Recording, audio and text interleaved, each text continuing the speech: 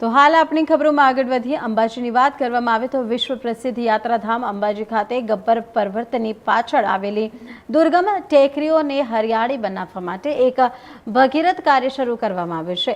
One વિભાગ અને વહીવટી તંત્રના સંયુક્ત ઉપક્રમે આજે એક જ દિવસમાં 1 લાખ વૃક્ષોનું વૃક્ષારોપણ કરવામાં આવ્યું છે। વિધાનસભાના અધ્યક્ષ શંકરભાઈ ચૌધરી અને વન મંત્રી પ્રવીણભાઈ માડેની વિશેષ ઉપસ્થિતિમાં આ મહાઅભિયાનનો પ્રારંભ થયો છે। અંબાજી ખાતે આસ્થાની સાથે હવે પ્રકૃતિના જતનનો અનોખો સંગમ જોવા મળ્યો છે। ગબ્બર પર્વતની પાછળ આવેલી 18 જેટલી પથરાળ અને દુર્ગમ ટેકરીઓ પર આજે વન વિભાગ અને સ્થાનિક વહીવટી તંત્ર દ્વારા 1 લાખ રોપાઓનું વાવેતર કરવામાં આવ્યું અને આ કાર્યક્રમમાં ગુજરાત વિધાનસભાના અધ્યક્ષ શંકરભાઈ ચૌધરી અને રાજ્યના વન મંત્રી પ્રવીણભાઈ માળી ખાસ ઉપસ્થિત રહ્યા હતા।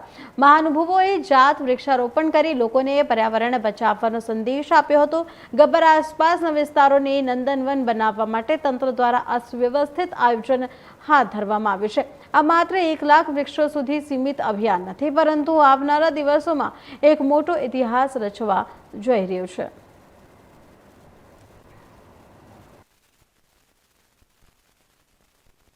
આજે બનાસકાંઠા વાઇલ્ડલાઇફ દ્વારા ફોરેસ્ટ ડિપાર્ટમેન્ટ દ્વારા મેગા પ્લાન્ટેશન એટલે ગ્રીન ગબ્બર અભિયાનના અંતર્ગત આજે 1 લાખથી વધુ વૃક્ષોનું વાવેતર આજે ગબ્બરની તળેટીની અંદર, જ્યાં સાક્ષાત માં બિરાજે છે એની તળેટીની અંદર 1 લાખ વૃક્ષોનું વાવેતર કરવામાં આવ્યું। જેની અંદર વિધાનસભાના અધ્યક્ષ શ્રી માન્ય શંકરભાઈ ચૌધરી સાહેબ, ધારાસભ્યશ્રીઓ, જિલ્લા પંચાયતના પ્રમુખશ્રી તથા પ્રત્યેક નાગરિકોનું ઇન્વોલ્વમેન્ટ સાથે આજે વાવેતર કરવામાં આવ્યું છે।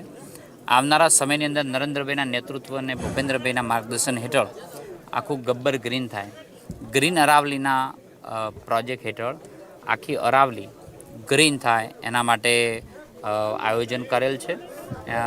આ વર્ષે 1200 હેક્ટરથી વધુ વૃક્ષોનું વાવેતર કરવામાં આવ્યું, જેના 10 લાખથી વધુ વૃક્ષોનું વાવેતર કર્યું છે। આવનારા સમયને એને વધુ વિસ્તાર કરીને આખો વિસ્તાર પ્રકૃતિનું જતન થઈ શકે અને ખાસ કરીને આ પ્લાન્ટેશનની અંદર આદિવાસી ભાઈઓને પણ રોજગારી મળી રહે તે માટેનું પણ આયોજન વિશેષ રૂપની અંદર આજે કરવામાં આવ્યું છે।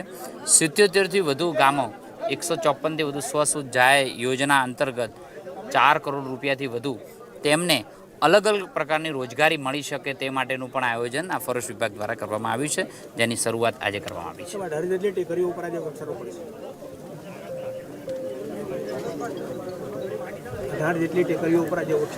આજે અંબાજીની 18થી વધુ ટેકરીઓ ઉપર પ્લાન્ટેશન કરવામાં આવ્યું છે, જેમાં અનેક હજારો લોકો ઇન્વોલ્વ થયા છે અને જય અંબેના નારા સાથે આજે ટેકરીઓ ઉપર આજે વાવેતર કરવામાં આવ્યું છે।